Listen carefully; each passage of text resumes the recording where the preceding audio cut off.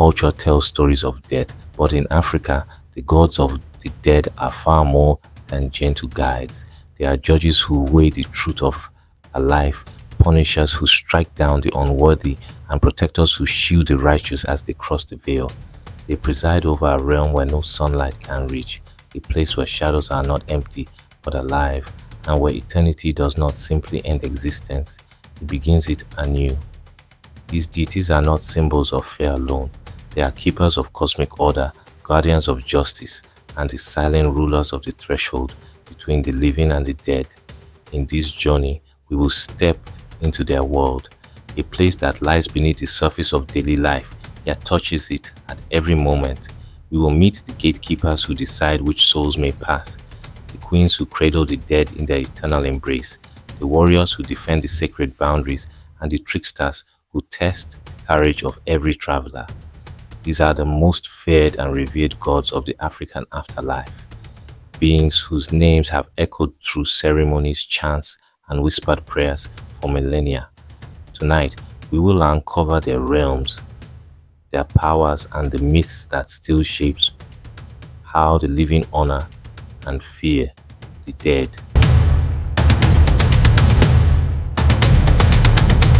In African spirituality, death is not a wall that ends the journey, but a doorway into another chapter of existence. It is understood not as a severing, but as a crossing, a movement from the world of the seen into the world of the unseen. Across the continent, different cultures describe this transition in strikingly poetic terms. Among the Congo people, the Kalunga line represents the invisible boundary between the living and the dead, often imagined as a great body of water. To cross it is to leave the realm of breath and flesh and enter the spirit world where ancestors dwell and watch over their descendants. For the Akan of Ghana, death is the soul's passage to Asamando, the land of the ancestors where the worthy are welcomed into a community that mirrors the living world, while the unworthy are left wandering in spiritual exile. The belief in ancestral presence is central to African thought. The dead are not gone.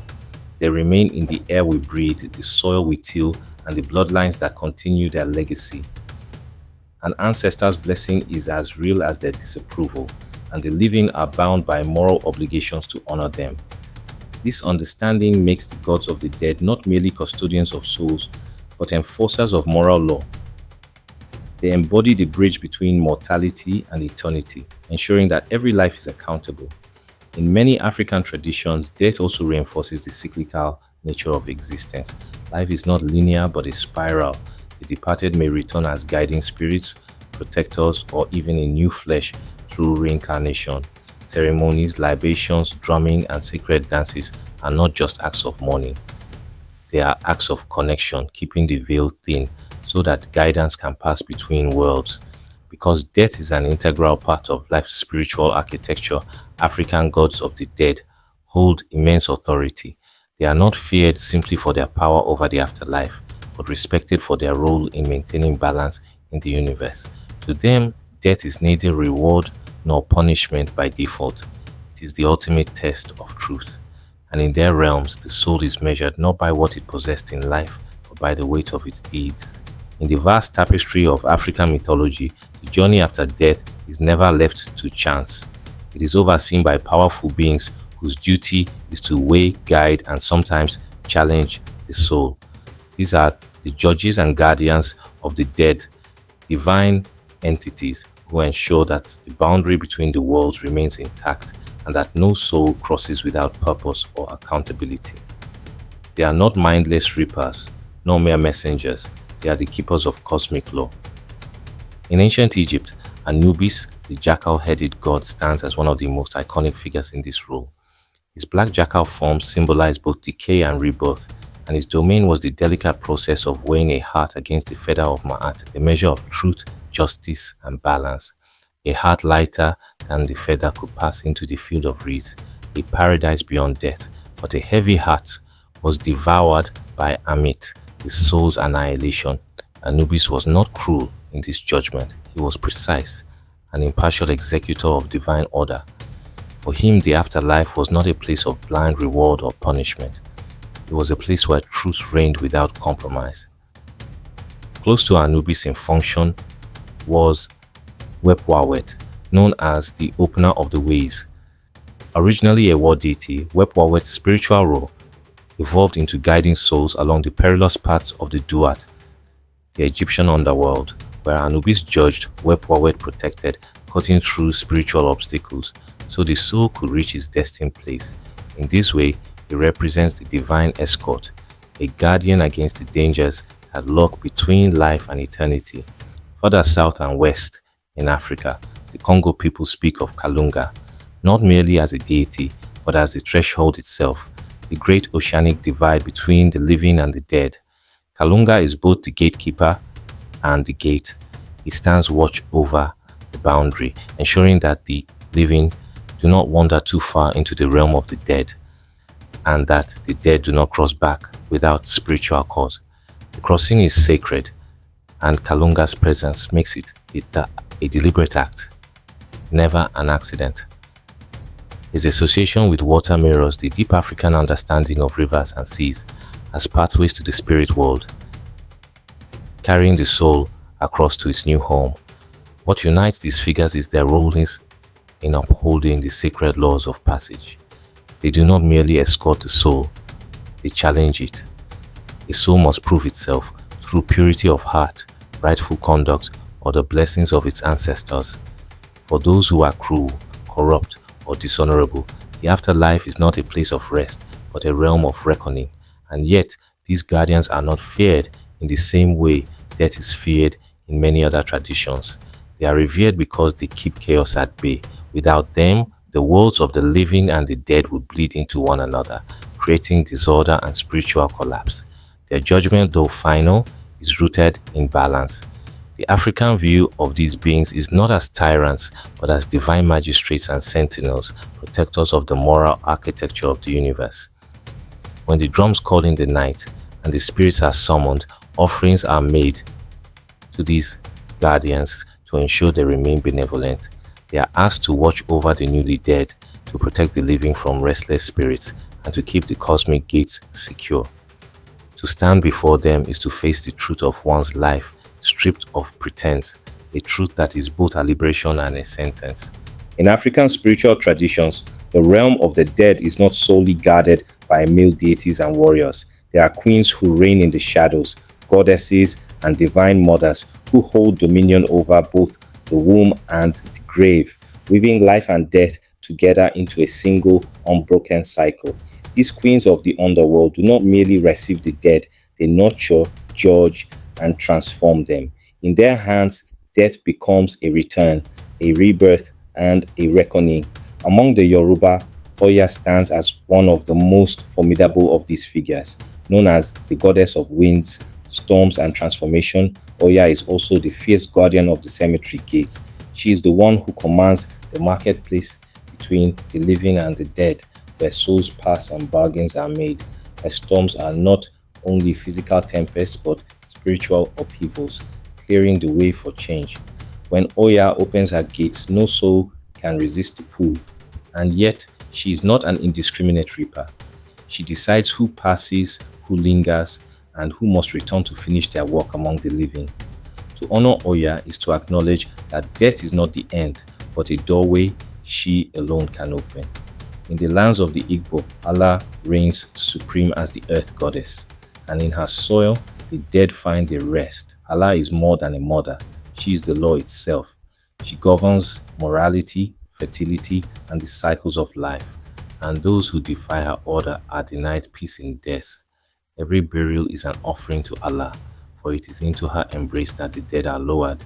She nurtures the righteous and condemns the wicked, holding both mercy and judgment in her hands. The Igbo. Dying without reconciliation with Allah's laws is to face wandering unrest, a fate feared more than death itself.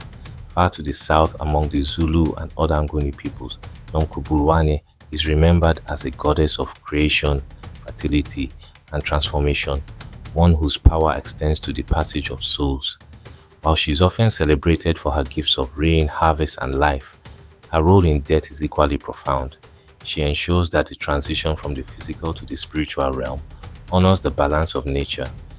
In her care, the journey of the soul mirrors the cycles of the land: birth, growth, decay, and renewal. Nomkubulwen is not a ruler of the dead in the sense of confinement, but as a guide who returns the soul to the universal rhythm from which it came. These queens embody a distinctly African understanding of the underworld, one in which femininity is not passive or secondary, but central to the governance of death. In their realms, justice is tempered with compassion, and power is wielded not through fear alone, but through the promise of balance.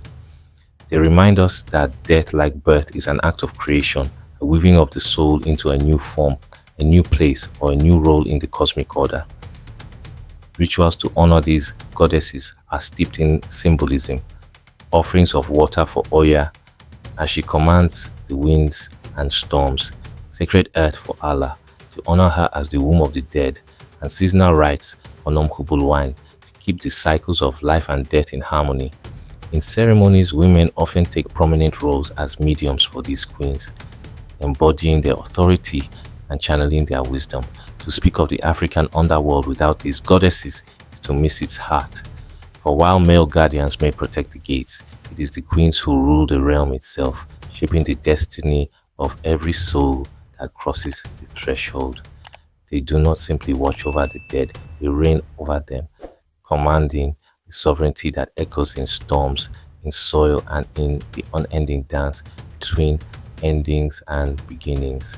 The African underworld is not only a place of stillness, judgment, and passage, it is also a realm of movement, cunning, and battle. Between the gates guarded by queens and the halls ruled by judges stand the warriors of the shadow realm, powerful spirits and gods who shape the fates of souls with sharp wit, unpredictable force, and the authority to defend or destroy. These warriors are not mere soldiers. They are tacticians, tricksters, and enforcers whose influence extends across the boundaries of life and death. They remind us that the afterlife is not a passive rest, but a contested space where spiritual politics unfold, where allies and enemies are made, and where every soul must prove its worth or cunning to pass unscathed. Among the most well-known is Ishu Elegbara of the Yoruba tradition, a figure who embodies both danger and salvation. Often called the trickster and divine messenger, Ishu is the keeper of the crossroads, the place where decisions are made and destinies altered. In the shadow realm, Ishu holds a unique and sometimes feared power.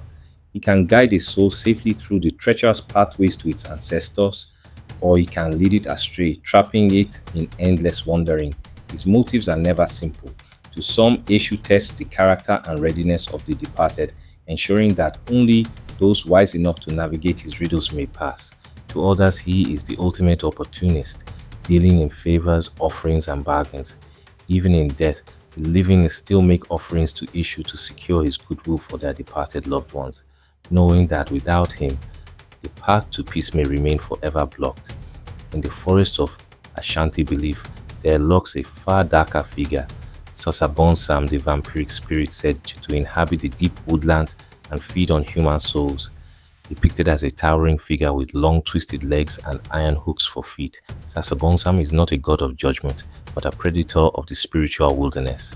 For those who die in fear, confusion, or violence, his is the first shadow they may encounter, waiting to ensnare them before they reach the safety of ancestral lands.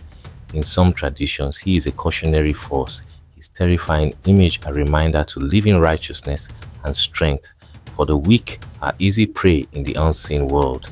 Hunters, warriors, and priests have long told stories of spiritual battles with Sasabonsam, some claiming that only the intervention of more benevolent death gods can wrest his soul from his grasp. From the Vodou traditions of Haiti and West Africa comes Gede Nibo, a powerful and flamboyant guardian of the dead who died violently, especially those taken by unnatural causes. Unlike Sasabonsam's silent terror, Gede Nibo meets the darkness with wit, humor, and defiance. Dressed in black, purple, and white, wearing sunglasses to hide the eyes of death, he rules over the spirits of those cut down before their time. He's a warrior in a different sense, one who protects the vulnerable dead from being lost or exploited. In the diaspora, he is honored with dance, laughter, and offerings. His ceremony is a strange but beautiful fusion of mourning and celebration. Geden Igbo's power lies in his refusal to let violence erase dignity. He restores honor to the dead and ensures their safe passage, even if it means mocking death itself in the process. What unites these figures is their role as active participants in the fate of the soul. They are not silent observers of the dead's journey, but dynamic forces who shape its outcome. Eshu challenges and guides, Sasabonsam hunts and tests, and Gedinibo defends and redeems. In their stories, the afterlife is revealed as a place of encounters, negotiations, and sometimes combat. The dead are not mere passengers on one-way road. They must navigate a realm where every choice, every act of courage or fear, and every alliance can determine whether they find peace or become part of the restless shadows. Rituals for these warriors are often charged with intensity. For Ishu, offerings of palm oil, kola nuts, and rum are left at crossroads to ensure safe passage. For Sasabonsam, protective charms, iron weapons, and sacred words are invoked to ward off his grasp. For Gidenibo, dances, drumming, and flamboyant dress invite his presence, allowing him to lead the spirits into light with laughter as their shield. These warriors prove that in African cosmology, death is not a surrender but another battlefield. The soul must still think, choose, and sometimes fight. And for those who would travel the shadow realm, knowing the warriors and how to approach them may mean the difference between eternal rest and an eternal wandering. They are the watchmen, the challengers, and the champions of the unseen world, ensuring that the journey beyond is as full of trials, victories, and lessons as the life left behind. In African cosmology, the journey to the afterlife is not a single road, but a series of crossings, trials, and encounters that test the soul's worthiness and prepare it for its eternal home. It is a voyage both physical and spiritual, a passage marked by thresholds guarded by gods, ancestors, and elemental forces. Death is never simply a moment of departure. It is an unfolding path, and every step along it reflects the moral, spiritual, and communal life the person once lived. The first stage often begins at the threshold of worlds, symbolized in many traditions by water. In the Congo belief system, this is the Kalunga line, the vast and shimmering boundary that separates the realm of the living from the realm of the ancestors. It is often envisioned as a great ocean, river, or mirrored surface, reflecting the life one leaves behind. The soul must cross this boundary, but the crossing is not automatic. Rituals performed by the living, songs, drumming, libations, and prayers guide the spirit toward this passage and ensure it does not become lost in the liminal space between life and death. Without such rites, a soul may wander, unable to find its way to the other side. For the Akan people, the afterlife leads to Asamando, the land of the ancestors. To enter Asamando is to be welcomed into the embrace of those who came before, a reunion filled with honor and recognition. But this entry is conditional. The ancestors are not passive hosts. They evaluate the life lived, the deeds done, and whether the individual upheld the values of the community. For those who have lived in accordance with truth, respect, and harmony, Asamando is a place of joy and guidance where the soul can continue to influence and protect the living. For those who have lived in dishonor, the gates may remain closed, and the soul is left in restless wandering, cut off from the blessings of ancestral communion. In Egypt's grand funerary cosmology, the soul's journey is perhaps most famously dramatized in the Hall of Maat. Guided by Anubis, the jackal-headed god, the soul stands before the scales, where its heart is weighed against the feather of truth. The weighing is not merely symbolic, it determines eternal destiny. A heart light with righteousness passes onward, but a heart heavy with wrongdoing is cast to Amit, the devourer of the unworthy, ending its existence entirely. This concept of moral balance, though vividly illustrated in Egyptian texts, echoes through many African traditions, where the afterlife is inseparable from a lifetime of moral and spiritual choices. Along the way, the soul may encounter guardians like Oya, the Yoruba goddess who watches over cemetery gates and stormy thresholds. In some traditions, she tests the courage of the departed, sending winds and visions to see if they can withstand fear and temptation. Passing her gates is both an act of bravery and a sign of spiritual readiness. Those who falter may find themselves turned back or diverted into places of wandering, unable to join the ancestors until they are purified. The journey also passes through landscapes that mirror the living world: forests, mountains, deserts, and rivers, each with its own spiritual significance. In some traditions, these places are inhabited by spirits who must be appeased with offerings or words of respect. In others, they serve as transformative spaces where the soul sheds its earthly burdens, gaining the clarity and strength to stand among the ancestors. For many African peoples, the living play a crucial role in this voyage. Funerary rites, sacrifices, dances, and storytelling not only honor the dead but actively assist their passage. In Yoruba tradition, elaborate egungun masquerades bring the spirits into the community, allowing them to bless the living before they journey fully into the ancestral realm. Among the Bakongo, symbols like the cosmogram, a circle crossed by a horizontal line, remind both living and dead of the eternal cycle of crossing and returning. The African afterlife is not a static paradise or torment, it is a continuation of relationship, responsibility, and transformation. The soul remains part of the community, part of the land, and part of the divine order. To complete the journey is not to escape life, but to step into its deeper, unseen layers where the ancestors reside and where one day the living too will walk. This is the heart of African belief that death is not the end of the road, but a passage into another realm of influence, memory, and eternal connection. The gods of the African underworld did not remain bound to the soil of their origin.